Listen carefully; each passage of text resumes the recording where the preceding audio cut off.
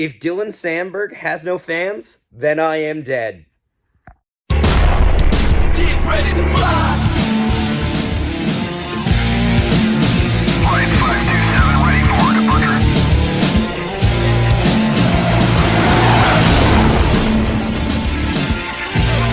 Get ready to fly.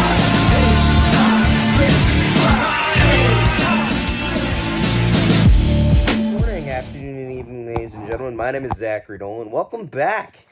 It is 8 a.m., so we're just gonna...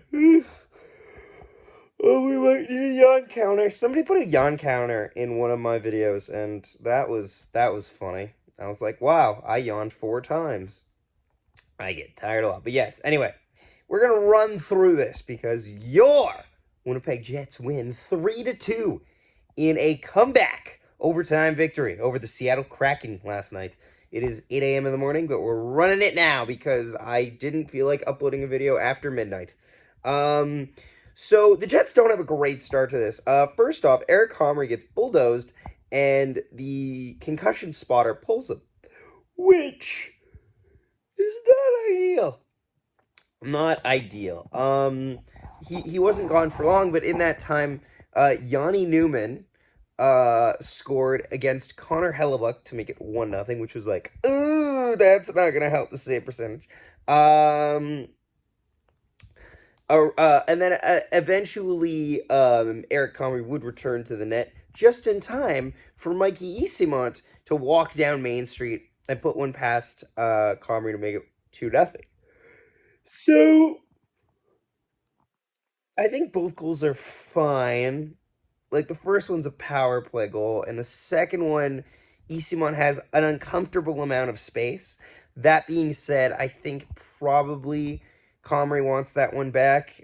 He didn't look too confident when the puck got through him and just reacting to the goal. So yeah, it seems that it would seem that the Seattle Kraken would take that lead into the second period. However, under a minute left in the period, shot, a save, and a rebound to Cole Perfetti to make it 2-1.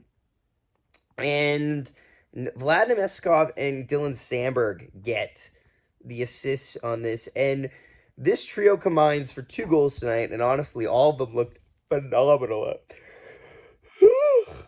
We are tired this morning. So let's go into the second period. The Jets keep pressuring, honestly. There's a lot of good back and forths here. Seattle is not a playoff team by any stretch of the word. However, they definitely offer a harder...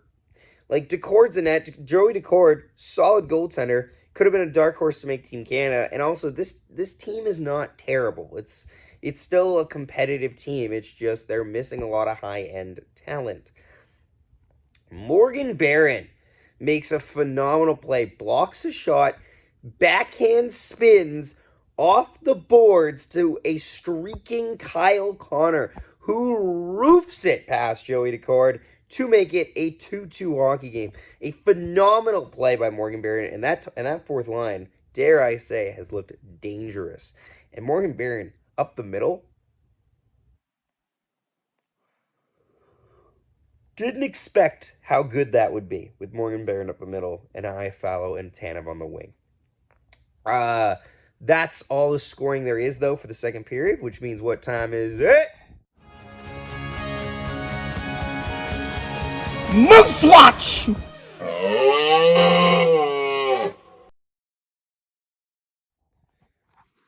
Moose Watch. So, Fabian goddamn Wagner, his streak just ended, but he had a 5-game point streak where he recorded 5 goals and 1 assist.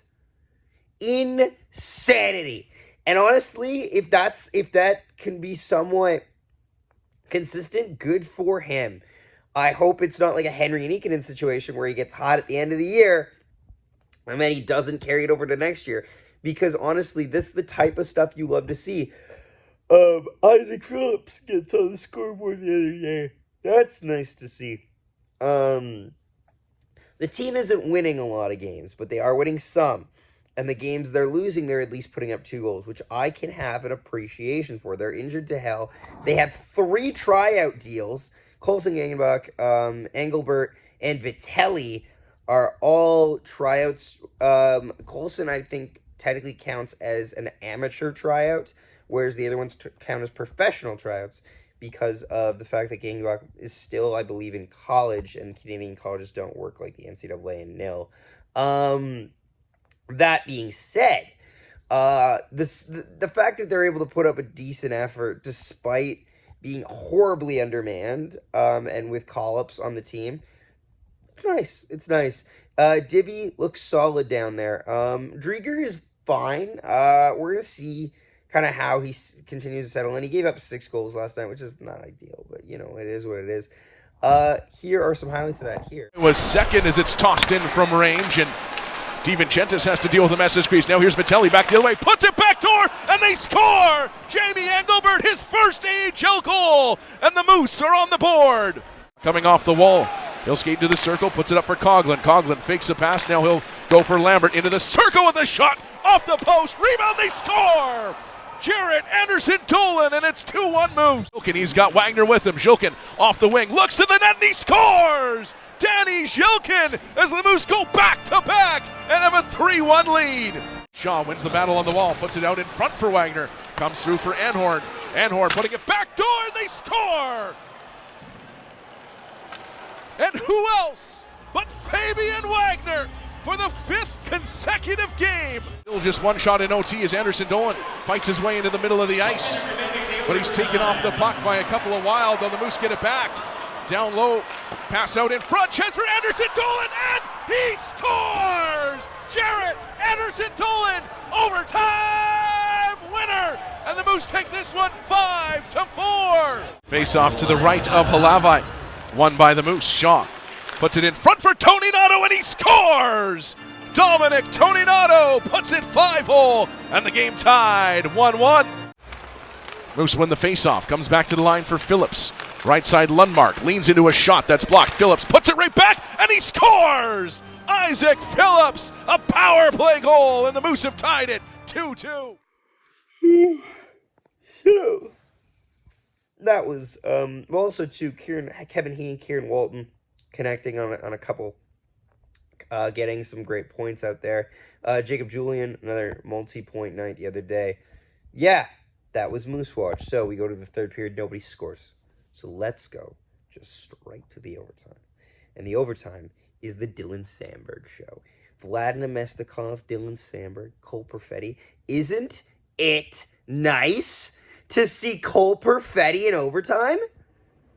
Do you guys remember this? I don't know if you guys remember this. Cole Perfetti is not normally play overtimes. He all the time would get put on the bench by Rick Bowness for the last 3 minutes of the hockey game if we needed a goal or needed to stop a goal, and then never played overtime.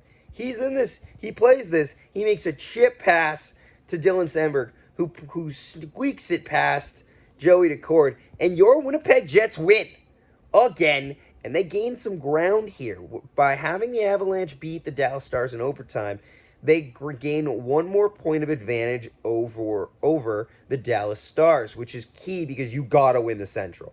The Central is a king minefield. You have to win the Central. You need a better matchup in the first round than a scary matchup in the first round that can deplete your resources. You need the long game here says you need to win the Central. 3 stars of the game. Dylan Samberg, number 1 star.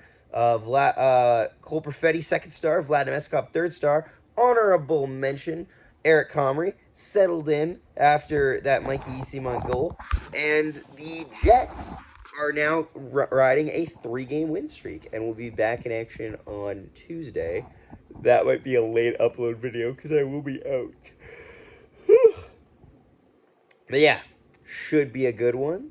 Thanks so much for watching, guys. Please leave a like in the video and subscribe, and we will see you next time. Nikolai Ehlers chips it through, gets around, and he shoots and scores! What a goal!